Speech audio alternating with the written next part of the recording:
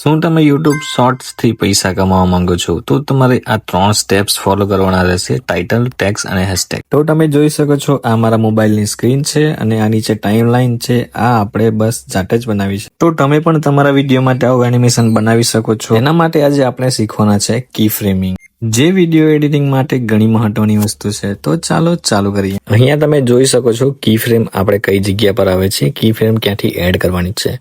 તો આ પહેલા તો આ કી ફ્રેમને સમજીએ. આ બે કી ફ્રેમ આપણે જે લગાવીએ અને એના વચ્ચે જે મોશન થાય તેને એક એનિમેશન કહેવામાં આવે છે, જે આપણે જાતે જ કરીએ છીએ કી ફ્રેમની મદદથી. તો તમે જોઈ શકો છો મેં કી ફ્રેમ એડ કરી છે અને એ કી ફ્રેમ વચ્ચે હું એક ગ્રાફ એડ કરું છું, જેથી કરીને એકદમ સ્મૂથ એનિમેશન લાગે. તો ફર્સ્ટ કી ફ્રેમ જે આપણે એડ કરીએ, કોઈ પણ કી ફ્રેમમાં તમે ફર્સ્ટ કી ફ્રેમ જે એડ કરીએ ત્યાં તમારે જે વસ્તુને મૂકવાનું છે કે એ ક્યાંથી આવે છે, અને બીજા નંબરની કી ફ્રેમ જે આપણે એડ કરીએ ત્યાં તમારે જે વસ્તુને લાવવાનું છે, જે વસ્તુ તમારે સ્થિર કરવાનું છે ત્યાં તે વસ્તુને લાવવાનું છે. તો બીજા નંબરની કી ફ્રેમમાં આપણે આ કરવાનું છે. તો તમે જોઈ શકો છો પહેલા તો ફર્સ્ટ એનિમેશન તમે જોઈ લીધું કે ઉપરથી આવીને અહીંયા સ્થિર થઈ જાય છે. તો મારે અહીંયાથી આને પાછું બીજી જગ્યા ખસેડવું છે સાઈડમાં. તો હું અહીંયા એક બીજી કી ફ્રેમ એડ કરીશ અને ત્યાર પછી એક બીજી એડ કરીશ. તો જે આપણે બીજા નંબરની કી ફ્રેમ એડ કરીએ ત્યાં આપણું વસ્તુ સ્થિર થશે. તો મતલબ કે જ્યાં બીજા નંબરની કી ફ્રેમ એડ થાય ત્યાં આપણું વસ્તુ જઈને અટકવાનું. અને આ ગ્રાફથી તમે એને સ્મૂથ પણ કરી શકો છો. તો તમે જોઈ શકો છો આપણું એનિમેશન અહીંયાથી આવીને આવી રીતના સાઈડમાં જાય છે. તો આ આપણે 4 કી ફ્રેમની મદદથી કર્યું છે અને કેવી રીતના કર્યું છે તમે જોઈ લીધું હશે. ત્યાર પછી આપણે એક બીજું પીએનજી એડ કરવાનું છે.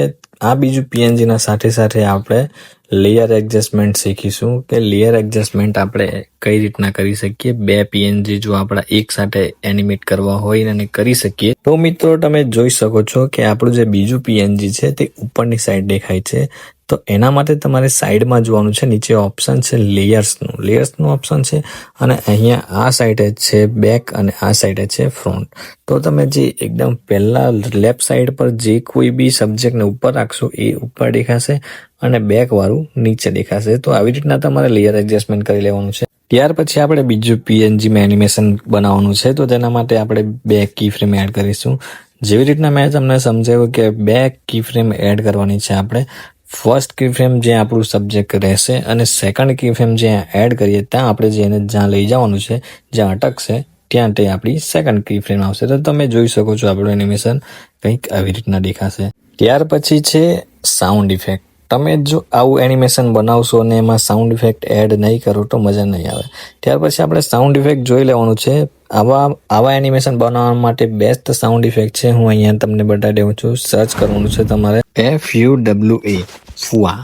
આ સાઉન્ડ ઇફેક્ટ મોસ્ટ ઓફલી વધારે આવા એનિમેશન માટે વપરાય છે, તો તમે સાંભળી શકો છો. અને આ બીજું સબ્જેક્ટ છે એના માટે પણ આપણે સાઉન્ડ ઇફેક્ટ એક એડ કરી લઈએ, જે કોઈ કેસનો કે બેલનો આવો કંઈ આપણે અવાજ એડ કરી લઈએ. ત્યાર પછી તમે જોઈ શકો છો આપણું એનિમેશન અને સાઉન્ડ સાથે કેવું લાગશે. જોઈ શકો છો તમે સાઉન્ડ સાથે કેવું લાગે છે. અને મારું સજેશન તો એ જ રહેશે કે તમે એનિમેશન તમારું જ્યારે આવી રીતના બનાવો અને સાથે સાથે સાઉન્ડ પર એડ કરતા જાઓ તો તમારું એક સાથે બધું કામ થતું જશે અને તમારે વિડીયો એડિટિંગમાં ટાઈમ પણ બચશે. ત્યાર પછી આપણે ત્રીજું સબ્જેક્ટ એડ કરવાના છે. તો એના માટે આપણું આ જે ઉપર સબ્જેક્ટ દેખાય છે એને આપણે નાનું કરવું પડશે કાં તો એની જગ્યાએ એડજસ્ટ કરવું પડશે. તો એના માટે હવે શું કરવાનું છે, તો આપણે થોડુંક આગળ ગઈને એક બીજી કી ફ્રેમ એડ કરવાની છે, જ્યાંથી આપણે ત્રીજું સબ્જેક્ટને એડ કરવાનું છે. તો ત્યાં આપણે આવી રીતના એક કી ફ્રેમ એડ કરશું અને ત્યાંથી આગળ એક બીજી. તો લાસ્ટ વાળી કી ફ્રેમનું આઈડિયા તો તમને આવી જ ગયો હશે કે બીજા નંબરની જે કી ફ્રેમ હોય ત્યાં આપણે સબ્જેક્ટને લઈ જઈએ તો ત્યાં આપણું એનિમેશન સંપૂર્ણ થાય છે. મતલબ પહેલી કી ફ્રેમમાં આપણું જ્યાં સબ્જેક્ટ હોય છે અને બીજી કી ફ્રેમમાં આપણે જ્યાં સબ્જેક્ટને લઈ જવાનું છે. તો આવી રીતના તમે એને નાનું કરીને એડજસ્ટ કરી દો, કેમ કે આપણે ત્રીજું જે એડ કરવાના છે ઓવરલે એ એના ઉપર આવશે, એનાથી મોટું હશે. તો એને આપણે એડ કરી દઈએ. એનું બેકગ્રાઉન્ડ જે કંઈ તમારું હોય એને રિમૂવ કરી દેવાનું છે. આવી રીતના બેકગ્રાઉન્ડમાં ક્રોમા કી ગઈને એકદમ ઇઝી ઓપ્શન બેકગ્રાઉન્ડ રિમૂવ કરવાનું. ત્યાર પછી તમે જોઈ શકો છો આવી રીતના કંઈક 2 એનિમેશન આપણે એડ કરી દેવાના છે. અને જો તમને લાગે કે ઉપર નીચે થતું છે આજુબાજુ, તો એને એકદમ તમારે જે ત્રીજું સબ્જેક્ટ હોય એના હિસાબે તમારે સેટ કરી દેવાનું છે કે એકદમ સરખું દેખાય. તો આપણે ત્રીજું સબ્જેક્ટમાં પણ કી ફ્રેમ એડ કરી દીધી છે અને કંઈક આવી રીતના દેખાય છે. પણ આ જે નીચેના જે છે આપણા ઉપરના સબ્જેક્ટ એ થોડા મોટા છે, તો એને આપણે એક કી ફ્રેમથી એડજસ્ટ કરી લેવાના છે આ જે ઉપર આવે ત્યારે. તો એનાથી થશે શું કે આપણે ત્રણેય સબ્જેક્ટ તમારા એક સાથે કામ કરશે અને એક સાથે એડજસ્ટ થઈ જશે, તો તમારું એનિમેશન પણ કંઈક સારું લાગશે. આવી રીતના તમે જોઈ શકો છો એકદમ પરફેક્ટ સેટ થઈ ગયા છે અને તમે જોઈ શકો છો કે બધા આવી રીતના મસ્ત દેખાય છે. તો તમારે આવી રીતના એડજસ્ટ કરી લેવાનું છે કી ફ્રેમની મદદથી. ત્યાર પછી શું કરવાનું છે, આપણો ટોપિક છે કે અંદર 3 સ્ટેપ એડ કરવાના છે. તેના માટે તમારે ટેક્સ્ટ એડ કરવાનું રહેશે. તો 3 સબ્જેક્ટ 3 ટોપિક બતાવવા માટે તમારે 3 ટાઇટલ આપવા પડશે અને તેના માટે તમારે આવી રીતના એક લાઇન લગાવી દેવાની છે, જે થોડુંક તમારું લુક સારું આપશે અને મતલબ તમારું એનિમેશન પણ સારું લાગશે. ત્યાર પછી જો તમારે આવી રીતના વચ્ચે ડોટ દેખાશે તો એને ફિક્સ કરવા માટે તમારે સ્ટ્રોક એડ કરવાનું છે વ્હાઇટ. જે કલરનો તમારું ટેક્સ્ટનો કલર હોય એ જ કલરનું તમારે સ્ટ્રોક પણ એડ કરી દેવાનો છે. ત્યાર પછી એનિમેશન તો તમને ગમતું આપી દેશો તો ચાલશે, કોઈ પણ મતલબ થોડુંક સારું દેખાવું જોઈએ. ઉપરથી નીચે આવે તો થોડુંક એમ લાગવું જોઈએ કે પરફેક્ટ એનિમેશન છે. તો તેવી રીતના તમે એડજસ્ટ કરીને એને એક એનિમેશન અહીંયાથી આપી શકો છો, તો એ થોડુંક આવી રીતના સ્મૂથ લાગશે.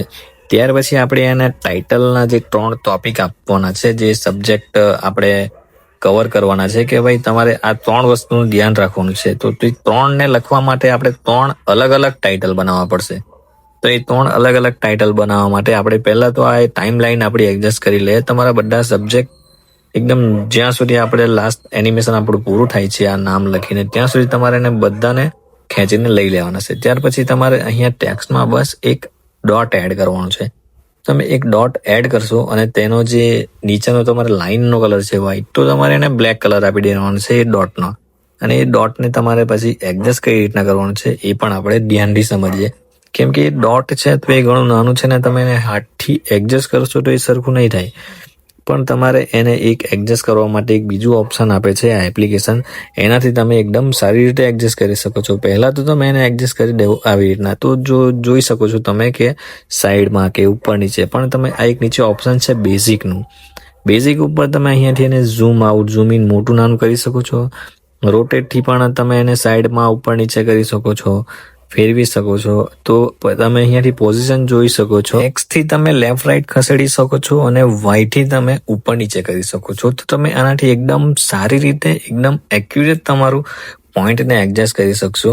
તો એ તમે એક ધ્યાનમાં રાખી લેજો. ત્યાર પછી આપણે એને કોપી કરી લેવાના છે ડોટને, અને ડોટને આપણે 3 લાઇનમાં એડજસ્ટ કરી દેવાના છે ઉપરથી નીચે સુધી. જોઈ શકો છો તમે, સૌથી પહેલા આપણી લાઇન આવશે, ત્યાર પછી આપણા 3 ડોટ આવશે વારા ફરતી. તો તમે એને પણ આજ તમે જોઈ શકો છો વાયથી ઉપર નીચે થાય છે. તો નીચેનો જે વાય લખેલો છે એનાથી તમે એડજસ્ટ કરી શકો છો, નીચે લાવી શકો છો. આવી રીતના તમે જોઈ લેજો. આ બેઝિકનું ઓપ્શન છે, એના ઉપર છે એક્સ અને વાય.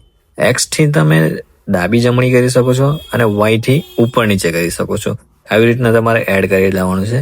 જોઈ શકો છો તમે કે એનિમેશન આપણું કેવું લાગે છે. પહેલા જે ઉપરની લાઈન આવે છે, ત્યાર પછી એના ડોટ એડ થાય છે અને ત્યાર પછી આપણે જે ટોપિક છે એ લખી દેવાના છે કે કયા ટોપિક છે, જેમ કે ટેક્સ, હેશટેગ થઈ ગયા, ટાઇટલ થઈ ગયા. આવી રીતના તમારે અલગ અલગ ટોપિક હોઈ શકે છે. મારા તમને સમજાવવા માટે આ એક યુઝ કરું છું વિડીયો, તો એના માટે છે. તમારે કંઈ અલગ હોય તો અલગ ટાઇટલ ટોપિક આવી રીતના લખી શકો છો.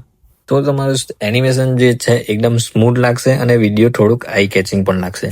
તો આ ટાઇટલ તમે જોઈ શકો છો રોટેશનની મદદથી આપણે 0 પર કરી દેવું અને એકદમ સીધું થઈ ગયું છે. અને ત્યાર પછી એને આપણે ઝૂમ ઇન ઝૂમ આઉટ કરીને મોટું નાનું પણ કરી શકીએ છીએ, તમે જોઈ શકો છો. ત્યાર પછી સેમ પ્રોસેસથી તમારે બધા ટેક્સ્ટ લખી દેવાના છે, જે આપણે બ્લેક ડોટ એડ કરેલું છે તેની બાજુમાં બધા વારા ફરતી તમારે એડજસ્ટ એવી રીતના કરવાના છે કે ફર્સ્ટ જો આપણું ઉપરનું ટેક્સ્ટ આવે, ત્યાર પછી નીચે ડોટ આવે, એના પછી આપણું ટેક્સ્ટ આવે. એવી રીતના અહીંયા તમારે નીચે જે લેયર છે ટેક્સ્ટના, ત્યાં તમારે એને એવી રીતના સેટ કરવાનું. ત્યાર પછી તમે જોઈ શકો છો ફર્સ્ટ આપણું એનિમેશન બનીને તૈયાર છે કંઈક આવી રીતના. પણ એમાં જ્યારે આ ટેક્સ્ટ આવે છે ત્યારે સાઉન્ડ નથી એડ. તો એના માટે તમે ટેક્સ્ટ માટે બેસ્ટ સાઉન્ડ તમે બધા 2-3 ટેક્સ્ટ એક સાથે લખો, ત્યારે તમે એક સાઉન્ડ છે સર્ચ કરવાનું છે ગિયર સર્ચ કરશો તો તમને અહીંયા સાઉન્ડ મળશે ગિયરનું.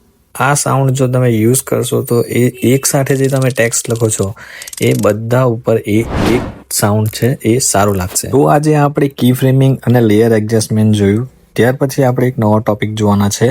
તો વિડીયોને લાઇક અને ચેનલને સબસ્ક્રાઈબ કરી દેજો, જેથી આપણે સાથે જોડાયેલા રહીએ. બાકી જો આ વિડીયોમાં તમને કશે બી તકલીફ પડી હોય, કંઈ ના સમજાયું હોય તો એક કમેન્ટ કરી દેજો બસ. તેના ઉપર આપણે એક અલગથી વિડીયો બનાવશું. બાકી મળીએ નવા વિડીયોમાં.